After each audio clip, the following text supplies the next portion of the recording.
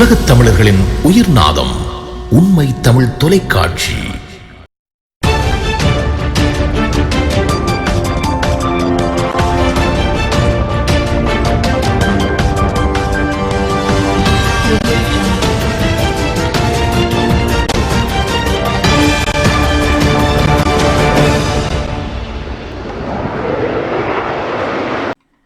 மரங்களை நடுகை செய்வதன் மூலமாக ஒரு பசுமை புரட்சியை ஏற்படுத்தவும் நிலையான வருமானத்தை பெறும் வகையிலான இடைவிடா முயற்சியாளர்களின் முன்னேற்றத்திற்கும் வழிகாட்டி பல திட்டமிடல்களுடன் பயணிக்கும் பசுமை இல்லம் பின்தங்கிய கிராமங்களையும் அங்கு வாழும் மக்களையும் இனம் கண்டு அவர்களின் முன்னேற்றத்திற்கும் வாழ்வாதார செயல்பாடுகளுக்கும் உதவிகளை புரிந்து வருகிறது.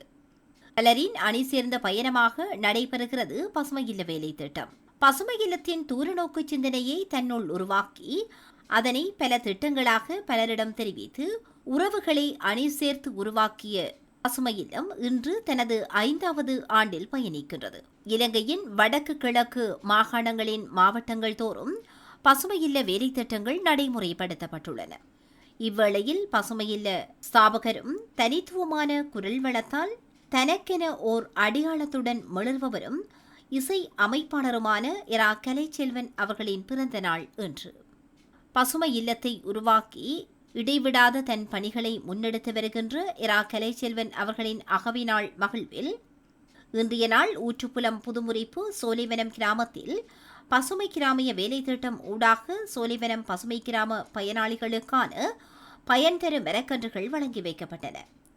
அத்துடன் அந்த மரக்கன்றுகள் இல்லங்கள் தோறும் நாட்டி வைக்கப்பட்டமை சிறப்பம்சமாகும். இதேவேளை பசுமை இல்ல உற்பத்திகளான அம்மா உற்பத்தி பசுமை உற்பத்தி ஆகியவற்றின் பெண்கள் குழுவினரின் ஏற்பாட்டில் உலருணவு பொதிகளும் இக்கிராம மக்களுக்கு வழங்கி வைக்கப்பட்டன.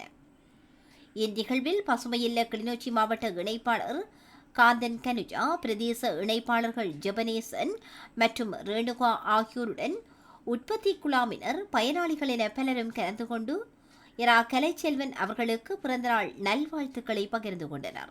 பசுமை இல்லம் உருவாகி தனக்கென ஓர் அடையாளத்தோடு மிளர்வதற்கு பலரையும் அணி சேர்த்து இன்று வரை இடைவிடாது பயணித்துக் கொண்டிருக்கின்ற பசுமை இல்லத்தின் ஸ்தாபகர் இரா கலைச்செல்வன் அவர்களுக்கு பலரும் இன்றைய நாளில் தமது பிறந்தநாள் நல்வாழ்த்துக்களை பகிர்ந்து கொண்டனர்.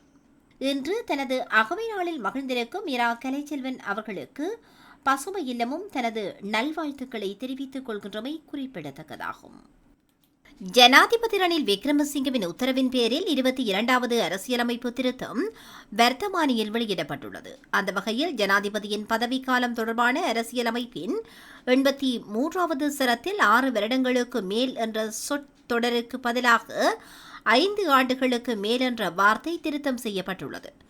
22வது அரசியலமைப்பு திருத்த சட்டமூலத்திற்கு அமைச்சரவை அண்மையில் அங்கீகாரம் வழங்கியிருந்த நிலையில் இது தொடர்பான வர்த்தமானி அறிவித்தலை ஜனாதிபதி தேர்தல் நிறைவடையும் வரை வெளியிட வேண்டாம் என நீதியமைச்சர் விஜயதாச ராஜபக்ஷ அமைச்சின் செயலாளருக்கு நேற்றைய தினம் பணிபுரி விடுத்திருந்தார்.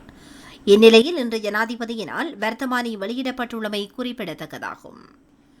நாடளாவிய ரீதியில் சகல பிரதேச செயலகத்திலும் பல்நோக்கு தொழில்நுட்ப பூங்காக்களை ஆரம்பிக்க உள்ளதாகவும் இதன் மூலம் இளைஞர்களுக்கு டிஜிட்டல் உலகத்தை அணுகுவதற்கான சந்தர்ப்பத்தை ஏற்படுத்திக் கொடுக்க தீர்மானித்துள்ளதாகவும் எதிர்க்கட்சித் தலைவர் சஜித் பிரேமதாசா தெரிவித்துள்ளார்.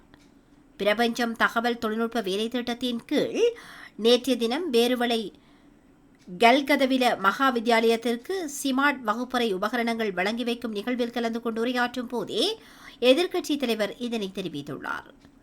இதன்போது நாட்டின் மனித வளத்தையும் மூலதன பாய்ச்சலையும் ஊக்குவிக்க வேண்டும் என தெரிவித்த எதிர்க்கட்சித் தலைவர் பிரபஞ்சம் திட்டமானது சிமார்ட் குடிமக்களை உருவாக்குவதற்கான முதல் படி எனவும் இதன் மூலம் சிமார்ட் மாணவர்கள் உருவாக்கப்பட்டு வருகின்றனர் எனவும் தெரிவித்துள்ளார்.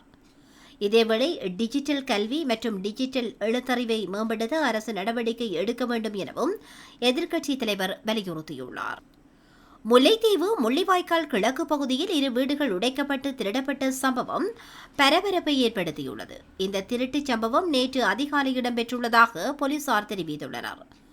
சம்பவத்தில் 2 வீடுகளை குறிவைத்து அவற்றின் ஜன்னல்களை உடைத்து வீட்டினுள்ளே நுழைந்த திருடர்கள் உறங்கியவர்களை மயக்க மருந்தை பயன்படுத்தி மயக்கத்தில் ஆழ்த்தியுள்ளனர். இதன்போது வீட்டில் இருந்த தங்க நகைகள் மற்றும் 1,70,000 ரூபாய் பணம் திருடப்பட்டுள்ளதுடன் இந்நிலையில் வீட்டாருக்கு காலை எழுந்த பின்னரே திருட்டுச் சம்பவம் இடம்பெற்றுள்ளமை தெரிய வந்துள்ளது. திருட்டுச் சம்பவம் தொடர்பில் போலீசாருக்கு தகவல் வழங்கப்பட்ட நிலையில் சம்பவ இடத்திற்கு விரைந்த போலீசார் விசாரணையின் போது 2 சந்தேக நபர்களை கைது செய்து விசாரணை நடாத்தி வருகின்றனர். பங்களாதேஷில் பல்கலைக்கழக மாணவர்களினால் முன்னெடுக்கப்பட்டுள்ள போராட்டம் வன்முறையாக வெடித்துள்ள நிலையில் உயிரிழந்தவர்களின் எண்ணிக்கை 39ஆக அதிகரித்துள்ளது எனவும் 100க்கும் மேற்பட்டோர் காயமடைந்துள்ளார்கள் எனவும் தெரிவிக்கப்பட்டுள்ளது. இந்த சம்பவத்தை தொடர்ந்து பங்களாதேஷில் அரசு தொலைக்காட்சி தலைமையகத்திற்கு தீ வைக்கப்பட்டுள்ளதால் அங்கு பதற்றமான சூழல் அதிகரித்துள்ளதாகவும் அந்த நாட்டு செய்திகள் தெரிவித்திருக்கின்றன.